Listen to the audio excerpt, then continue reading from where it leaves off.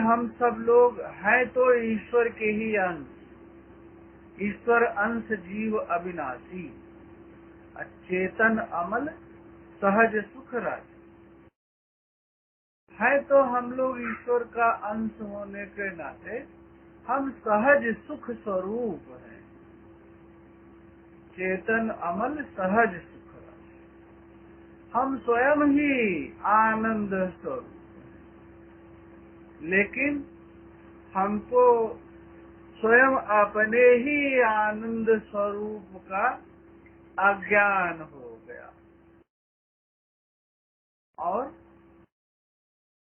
हम अपने ही आनंद से दूर हो गए, वंचित हो गए।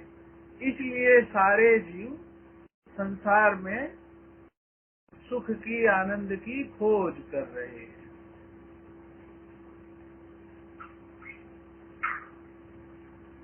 हम दुखों से बचना क्यों चाहते हैं? क्योंकि इसका असली कारण ये है कि वास्तव में जो हम परमात्मा के अंश आत्मा है, वास्तव में उस आत्मा में कोई दुख था ही नहीं। इसलिए हम अब भी उन दुखों से बचना चाहते हैं, क्योंकि हमारे असली स्वरूप में दुख था ही नहीं। ये कहाँ से आ रहा है? इसलिए हम दुखों से मुक्त होना चाहते हैं। और प्रत्येक जीव आनंद की खोज क्यों कर रहा है? क्योंकि वास्तव में वो पहले अपने आत्मा स्वरूप में स्वयं आनंद स्वरूप ही था। इसलिए चूंकि वो आनंद उसका उससे छूट गया है, इसलिए उसी को वो मिस कर रहा है, खोज रहा है। आनंद की खोज संसार में प्रत्येक मनुष्य कर रहा है। तो उसी आनंद की खोज के लिए क्या कर रहा है?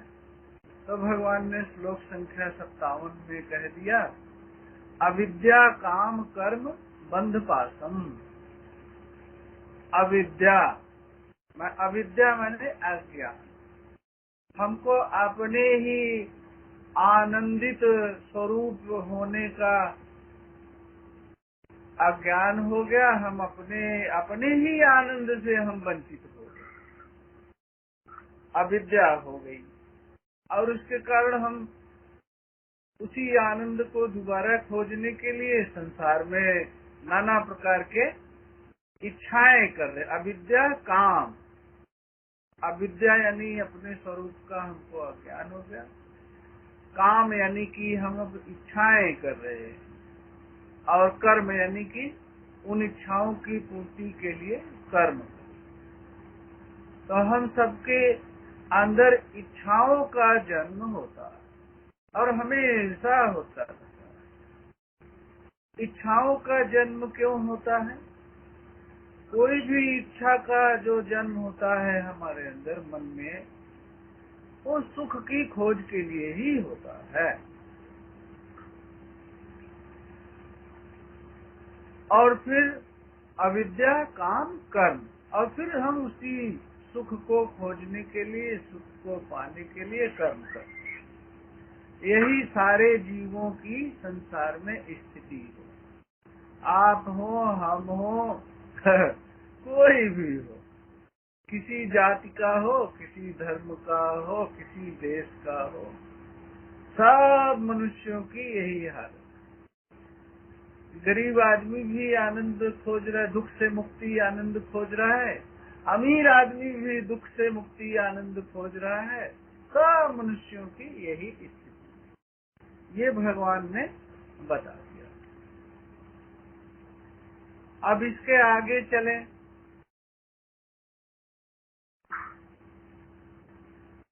इच्छाओं की बात यदि हम करें, आगे बढ़ने से पहले यदि हम विचार कर लें, हम लोग अपने ही जीवन के अनुभवों से,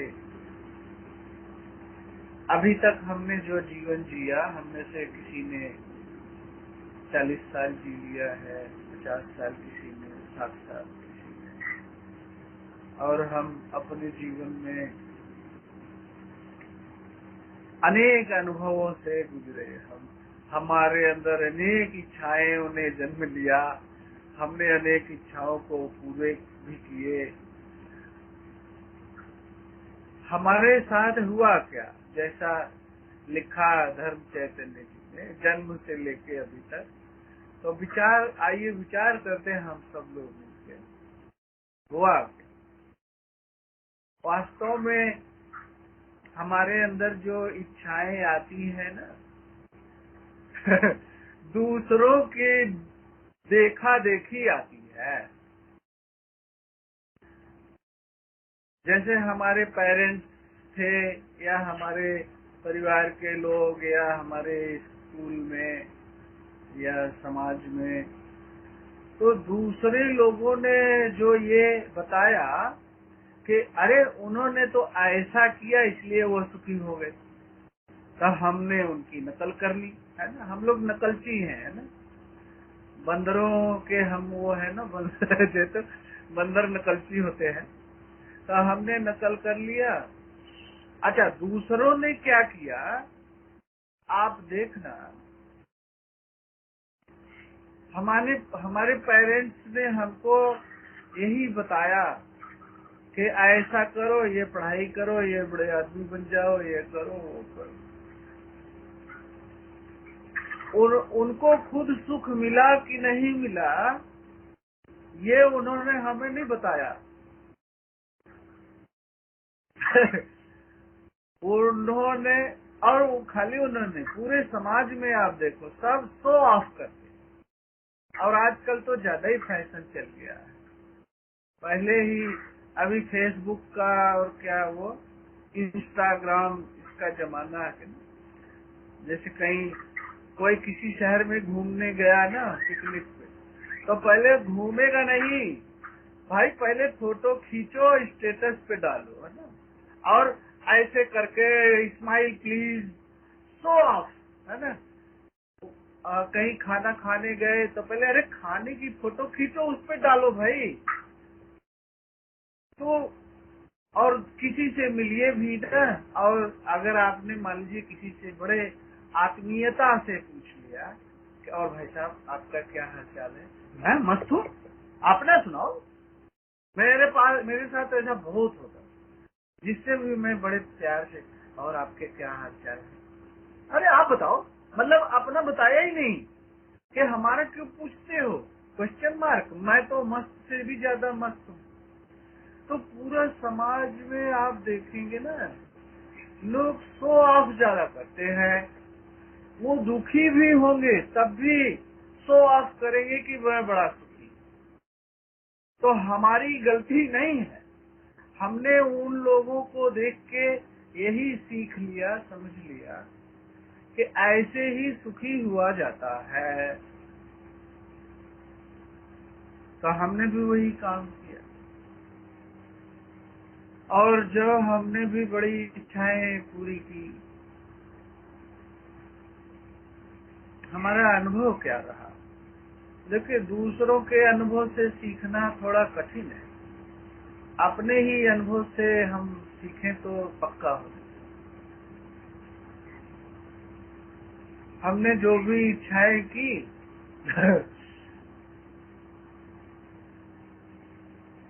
उनसे ऐसा नहीं कि सुख नहीं मिला, मिला भी हर बार, लेकिन वो उस इच्छा पूर्ति से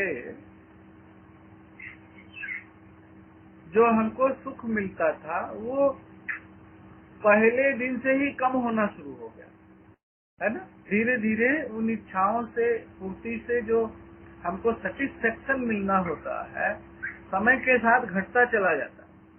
कुछ दिन में लगता है अरे इस वस्तु में तो अब कोई सुख है ही नहीं।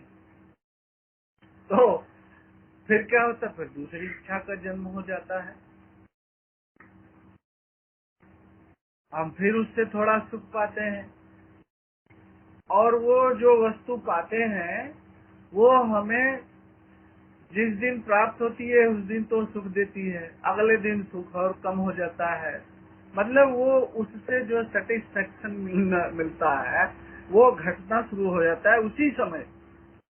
और घटते कुछ दिन में उससे सेटिस्फैक्शन मिलना 0 हो जाता है। और इतना ही नहीं, शायद आपने अनुभव किया हो, जो वस्तु कभी आप सोचते थे इसको पाके हम बहुत जीवन वर्ष के लिए सुखी हो जाएंगे, कुछ दिन के बाद सुख देना तो बंद कर दिया ही, वही वस्तु आपको धीरे धीरे तनाव, कष्ट, पीड़ा देना शुरू कर दिया।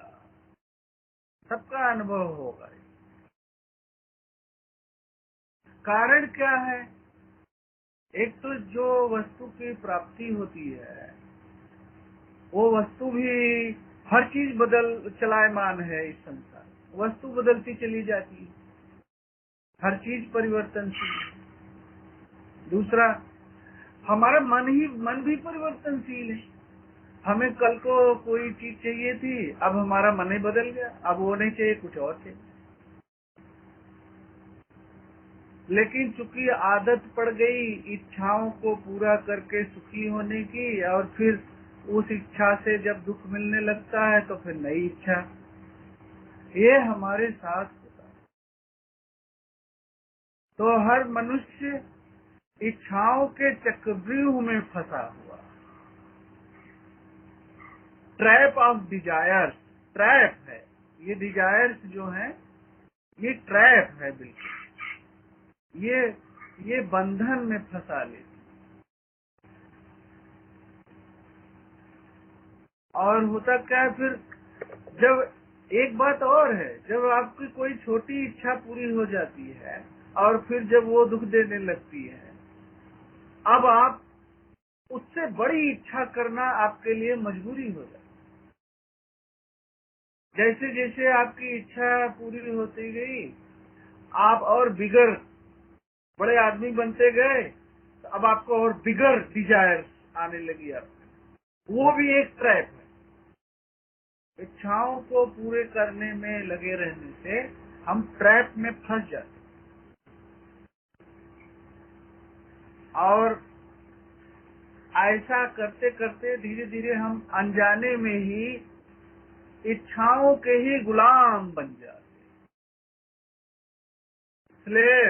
स्लेवरी आ जाती है हमारे अंदर। अब हम जीवन जी ही नहीं सकते। अब कोई इच्छा करनी पड़ेगी, फिर उसको पूरी करनी पड़ेगी, बस यही जीवन है। और एक तो हम इच्छाओं की गुलामी में जीने लग जाते हैं, और दूसरे, सारी इच्छाएं तो हर मनुष्य की पूरी हो नहीं सकती। तो जो इच्छाएं अधूरी रह जाती हैं, उनके गम में हमें जीना पड़ता है।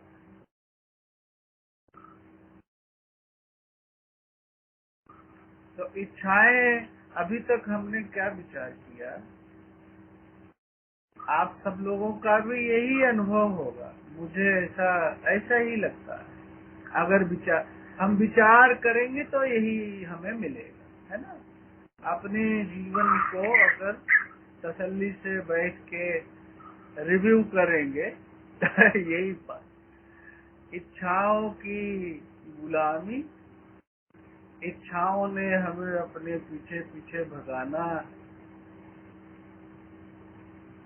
हम इच्छाओं के पीछे पीछे भागने को मजबूर हो गए हैं, और इच्छाएं हैं कि खत्म, पूरी होने का नाम नहीं लेती, और अधूरी इच्छाओं का गम सबको सबको। गरीब से गरीब आदमी को से लेके अमीर से अमीर आदमी तक, उसकी कुछ न कुछ इच्छाएं अधूरी रह गई हैं, और वो उसी गम में जी रहा है। और यदि ऐसा ही इच्छाओं की गुलामी और अधूरी इच्छाओं का गम, ऐसा जीवन जीते जीते यदि जीवन का अंत हो गया, तो मनुष्य जीवन से क्या लेके गए? केवल दुख, पीड़ा, बंधन, और कुछ